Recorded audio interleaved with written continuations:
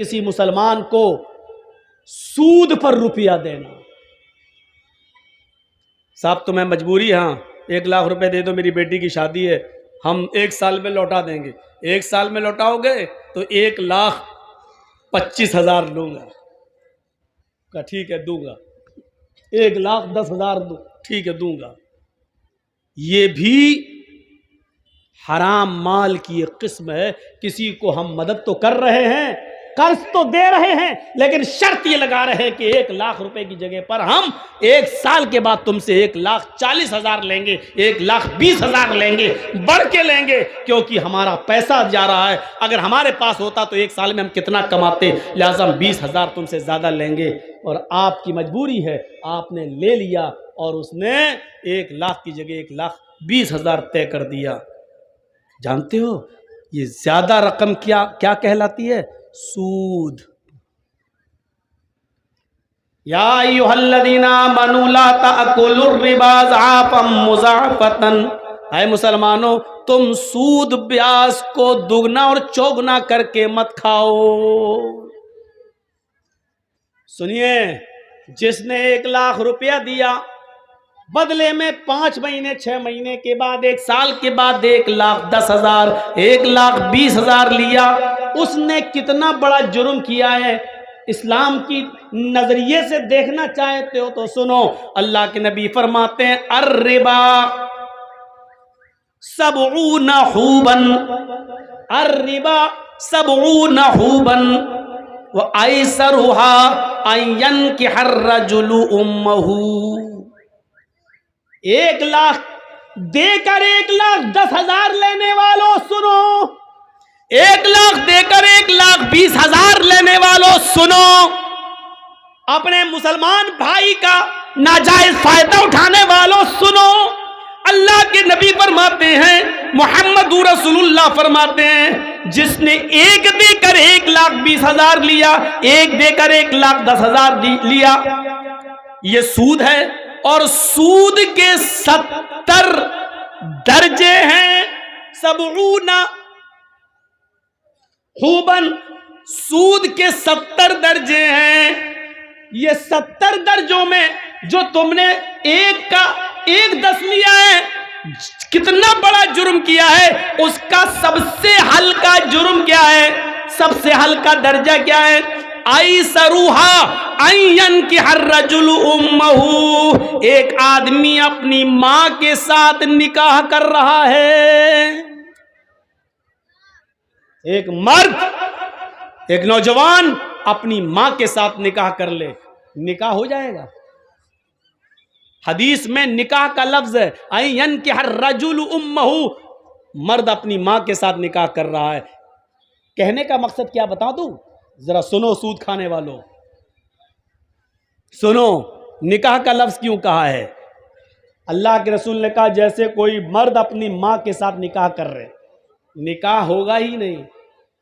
ماں کتنی خوبصورت ہو، بیٹا ماں کے ساتھ نکاح پڑھ رہا ہے. مولانا جرجی صاحب نکاح پڑھا رہے ہیں. الحمدللہ نحمدہ ونستعینہ ونستغفرہ. یا ایھا الذین آمنوا اتقوا اللہ حق تقاتہ ولا تموتن الا وانتم مسلمون. یا ایھا الناس اتقوا ربکم الذی خلقکم من نفس واحدہ وخلق منها زوجها وبث منهما رجالا کثیرا ونساء واتقوا اللہ الذی تساءلون به والارحام ان اللہ کان علیکم رقیبا. یا ایھا الذین آمنوا اتقوا اللہ وقولوا قولا سدیدا یصلح لکم اعمالکم ویغفر لکم ذنوبکم ومن یطع اللہ ورسولہ فقد فاز فوزا عظیما. یہ نکاح میں یہ 3 آیتیں پڑھی جاتی ہیں 3 جگہ سے. ہم نے پڑھ دی اور نکاح کر بھی دیا ماں کے ساتھ، لیکن ان قرآن کی آیتوں کے پڑھنے کے باوجود ماں بیٹے پر حلال نہیں ہوگی، یعنی نکاح نہیں ہوگا. پورا قرآن پڑھ دیا، اس کے بعد نکاح پڑھا دیا، پھر بھی نکاح نہیں ہوگا. جس طریقے سے اللہ کے نبی کے بتانے کا مقصد کیا ہے، جس طریقے سے پورا قرآن پڑھ کر، بلکہ ہزاروں بار قرآن پڑھ کر، لاکھوں مرتبہ قرآن پڑھ کر بھی اگر تم نکاح کرنا چاہو ماں کے ساتھ، تب بھی ماں حلال نہیں ہوگی. اسی طریقے سے جتنا مشکل ایک لڑکے کے لیے اس کی ماں کا حلال ہونا ممکن نہیں ہے، اسی طریقے سے کسی مسلمان کے لیے کسی مسلمان کی مجبوری کا فائدہ اٹھا کر اس سے 10,000 روپے زیادہ لے کر سود کھانا بھی حلال نہیں ہے۔ جس طرح ماں حلال نہیں ہو سکتی ہے، اسی طریقے سے سود بھی حلال نہیں ہو سکتا ہے، چاہے اس سود پر 10 لاکھ مرتبہ قرآن کیوں نہ پڑھ لیا جائے۔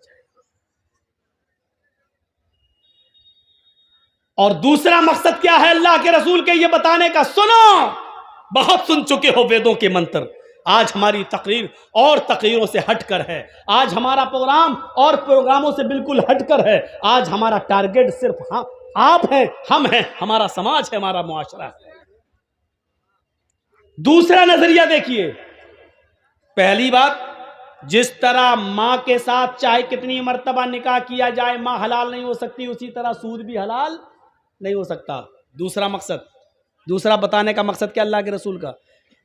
جس طرح کوئی لڑکا اپنی ماں کے ساتھ نکاح کر کے اپنی ماں کو رکھ لے اور ماں کو کے ساتھ ہم بستری کرے تو پورا سماج اس کو کتنی بری نظر سے دیکھتا ہے کہ دیکھو اپنی ماں کو رکھے ہوئے ہیں، دیکھو اپنی ماں کے ساتھ شادی کر لی۔ سماج اس کو برداشت نہیں کرے گا کہ کوئی شخص اپنی ماں کے ساتھ نکاح کر کے اپنی ماں کو اپنی بیوی بنا کر رکھے۔ تو سماج جس طرح اس آدمی سے نفرت کرتا ہے کہ جو اپنی ماں کو رکھے ہوئے ہو، اسی طرح سماج اور گاؤں کو چاہیے، معاشرے کو چاہیے کہ سود کھانے والے کو اسی نفرت کی نظر سے دیکھے، اس سے بھی بری نظر سے دیکھے، کیونکہ یہ تو سب سے ہلکا درجہ ہے۔ 69 درجے اس سے بھی اوپر ہیں سود کے اور بیاج کھانے والے کے، یہ تو ہلکا درجہ ہے۔ 70 درجے ہیں، یہ ہلکا ہے، تو اس سے 70 گنا زیادہ برا اس آدمی کو سمجھا جائے جو سود کھاتا ہے۔ اب سوچو، سود کھانے والے کا ہمارے معاشرے میں سوشل بائیکاٹ ہونا چاہیے، نہ اس کی لڑکی لینا چاہیے، نہ اس کو لڑکی دینا چاہیے، نہ اس کی شادی میں بیٹھنا چاہیے، نہ اس کو شادی میں بلانا چاہیے، نہ اس کے خوشی میں شامل ہونا چاہیے، نہ اس کے موت مٹی میں شامل ہونا چاہیے۔ اس کا سوشل بائیکاٹ ہونا چاہیے، اس کا بائیکاٹ نہیں ہو رہا ہے۔ اس کو آج روزگار سمجھا جا رہا ہے، یہ تو روزی روٹی کمانے کا ذریعہ ہے، وہ کر رہا ہے وہ دھندا۔ ابھی اس گاؤں کا کوئی لڑکا کسی لڑکی کو لے کے بھاگ جائے، 2 دن بعد پنچایت بیٹھ جائے گی سماج کی، کیسے بھاگا، اس لڑکی کی زندگی برباد ہو گئی ہے، چلو یا تو 2 لاکھ جرمانہ دو یا اس لڑکی کے ساتھ نکاح کرو۔ ابھی پنچایت بیٹھ جائے گی، سزا متعین کر دی جائے گی اس کی، یا تو شادی کرو اس لڑکی کے ساتھ کیونکہ تو لے کے بھاگا ہے، یا پھر تو 2 لاکھ روپے جرمانہ دے کیونکہ لڑکی کی زندگی برباد ہو گئی۔ اب اس سے کون شادی کرے گا؟ یہ پنچایت فیصلہ کرے گی، یہ گاؤں کا سماج فیصلہ کرے گا۔ گاؤں کے سماجیوں، گاؤں کی پنچایت میں بیٹھنے والوں، ایک شخص جب نماز چھوڑتا ہے تو اس کی پنچایت کیوں نہیں بیٹھتی ہے؟ ایک شخص سود کھا رہا ہے، آپ کے گاؤں میں 1 لاکھ دیتا اور 1,25,000 لیتا ہے، اس کے خلاف آپ پنچایت کیوں نہیں بٹھاتے ہیں؟ ایکشن کیوں نہیں لیتے ہیں؟ یہ آدمی تو اتنا برا ہے، سود کھانے والا، اتنا برا تو وہ شخص بھی نہیں ہے جو اپنی ماں کے ساتھ زنا کر رہا ہے، جب اس سے بھی گندا سود کھانے والا ہے تو آپ ایسے آدمی کو سماج میں برداشت کیسے کر رہے ہیں؟ اور آپ کے سماج میں یہ آدمی رہ کیسے رہا ہے؟ مت کہو مولانا گاؤں کا مکھیا ہی ایسا ہے۔ ارے ہو مکھیا ہو، سرپنچ ہو، ایم ایل اے ہو، ایم پی ہو، مولوی جرجیز کے جوتے کی بوٹ کے نیچے نہیں سمجھتا قرآن و حدیث کے آگے کوئی اہمیت نہیں ہے ان کی۔ جرجیز بھی سود کھائے گا تو یہ حدیث اس کے اوپر بھی لاگو ہوگی۔ قرآن و حدیث کسی کو نہیں چھوڑتا ہے۔ صاحب معزز آدمی ہیں، ایسا مت بولیے، میں کسی کا نام تھوڑی لے رہا ہوں، میں کسی کا نام نہیں لے رہا ہوں، جو بھی اس میں انوالو ہے برا ہے۔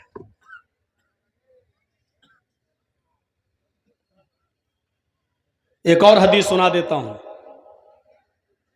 اس کے بعد بات کو آگے بڑھاتا ہوں۔ درہم ربا یأکلہ الرجل وہو یعلم اشد من 36 زنیۃ، رواہ الطبرانی۔ یہ حدیث امام طبرانی نے لائے ہیں۔ اس حدیث کو علامہ البانی نے صحیح قرار دیا ہے، اپنی سلسلۃ الاحادیث الصحیحہ کے اندر اس حدیث کو صحیح قرار دیا ہے۔ سنیے اس حدیث کا ترجمہ، اے ہے سن لو، ماتھا پٹکو اور سود کھانے والے اپنی اوقات دیکھیں، کتنا گرا دیا ہے ان کو اللہ کے نبی نے۔ 25,000 تو بہت ہو گیا، 1,00,000 دے کر 1,25,000 لینا، 1,00,000 دے کر 1,10,000 لینا، یہ تو بہت ہو گیا۔ یا درہم ربا، بھیا آگے والے بولے نہیں، بات نہ کریں، آپ جا سکتے ہیں، آپ کو اجازت دے رہا ہوں میں، لیکن گفتگو نہیں۔ سنیے، میں نے پہلے ہی کہہ دیا آج کی تقریر اور تقریروں سے ہٹ کر ہے، سماج کے اندر یہ چیز آنی چاہیے۔ درہم ربا، 1 درہم کھانا، درہم و ربا، سود کا، بیاج کا 1 درہم، 1 روپیہ مان لو۔ سعودیہ میں درہم اس وقت جو دبئی کا درہم ہے وہ 18-20 روپے میں چل رہا ہے، یہی بحرین کے درہم کا حال ہے۔ سعودی میں تو ریال چلتا ہے، درہم تو ہے نہیں، تو جہاں درہم چل رہا ہے 20 روپے سے زیادہ قیمت نہیں، چلو 20 روپے مان لو۔ درہم ربا، 1 درہم جس نے کھایا وَهُوَ يَعْلَمُ، اور وہ جانتا ہے کہ یہ سود ہے، یعنی 100 روپے دیے اور 1 مہینے کے بعد کہا نہیں اب 120 دو، تو 1 درہم ہو گیا، 20 روپے کا 1 درہم مان لو۔ اس کا یہ مطلب نہیں کہ 20 سے نیچے والا جائز ہے، 1 روپیہ ہی سود کا کیوں نہ ہو وہ بھی حرام ہے۔ اور سنیے، جس نے 1 درہم کھایا جانتا ہے کہ یہ سود کا ہے، کھا لیا، جرم کتنا بڑا ہے معلوم ہے؟ اشد من 36 زنیتن، 6 30 6 اور 30 جوڑیے، 6 + 6 + 30 کتنا ہوا؟ 36 زنیتن، زنا، گویا کہ اس نے 36 مرتبہ زنا کیا۔ 1 روپیہ جس نے سود کا کھایا جانتے ہوئے کہ یہ سود ہے، یہ 1 درہم 36 مرتبہ زنا سے بھی زیادہ سخت ہے۔ 36 مرتبہ زنا کرنا آسان ہے، لیکن سود کا 1 درہم 36 مرتبہ زنا کرنے سے بھی سنگین جرم ہے۔ کیا رہ گیا؟ سماج میں کوئی لڑکا کسی لڑکی کے ساتھ 1 بار زنا کر لے اور پکڑا جائے تو سماج میں ناک کٹ جاتی ہے، وہ لڑکی بیٹھی رہتی ہے، کہیں اس کا نکاح نہیں ہوتا ہے، ارے وہ فلاں کے ساتھ ارے غلط کام ہو چکا ہے۔ سوچو 36 مرتبہ، اور اس کو بھی کہا کہ یہ آسان ہے، سود کا 1 روپیہ 36 مرتبہ بھی زنا سے زیادہ سخت ہے۔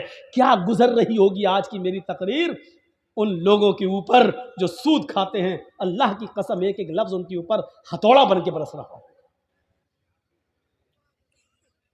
اسی لیے کہتے منتر سنا، منتروں میں یہ سب آتا نہیں ہے نا، یہ سننا پڑے گا تمہیں نہیں، تمہارے باپ کو بھی سننا پڑے گا۔